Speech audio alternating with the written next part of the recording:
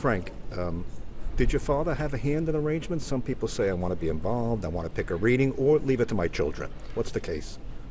We were in the hospital, and I knew time was getting short because he said to me, get the priest here tomorrow.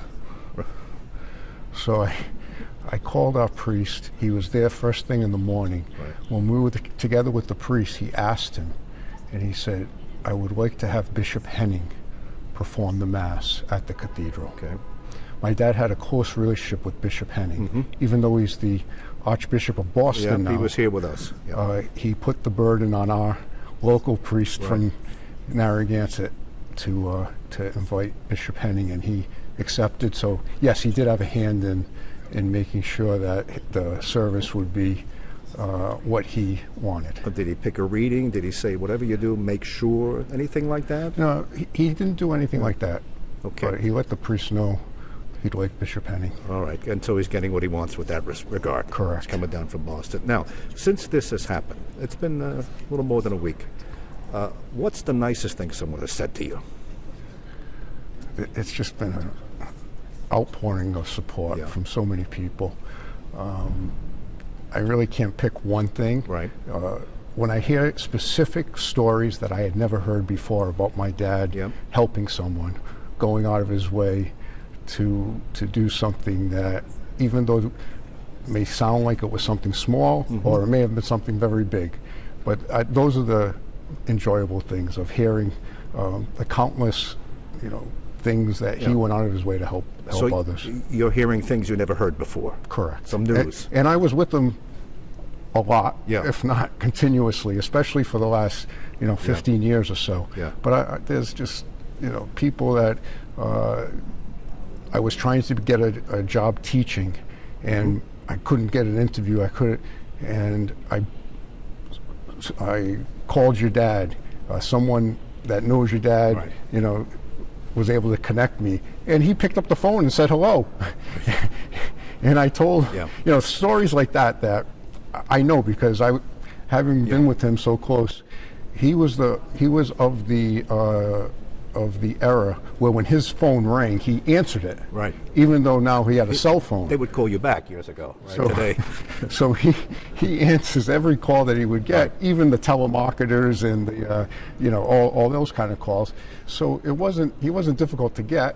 And once you got him on the phone, if he could help you, he was going to do it. What did he think of all this fame? What did he sit and say, I can't believe this is happening to a kid from Federal Hill? What did he think about it? He was flattered. He was honored to have an impact.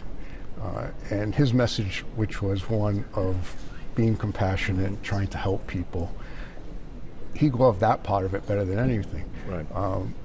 I think because he had a very full and successful life before all this social media and television notoriety came, he was able to deal with that in a way that was refreshing to most.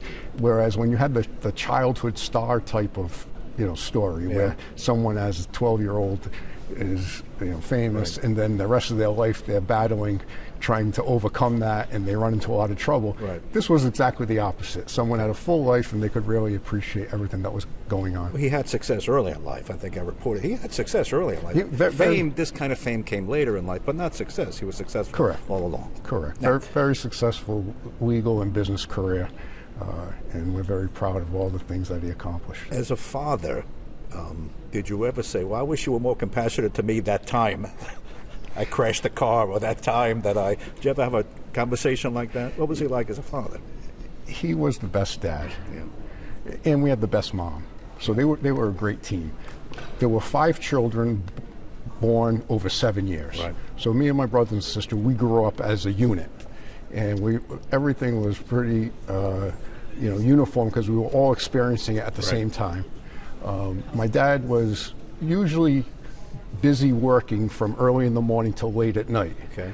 So when he got home, though, if there was something that he needed to deal with, he did. Yeah. So sometimes we wish maybe we didn't have that build up all day waiting for him to get home. But mom would issue the order sometimes that there was a problem and it needs to be addressed and it would be addressed. Yeah.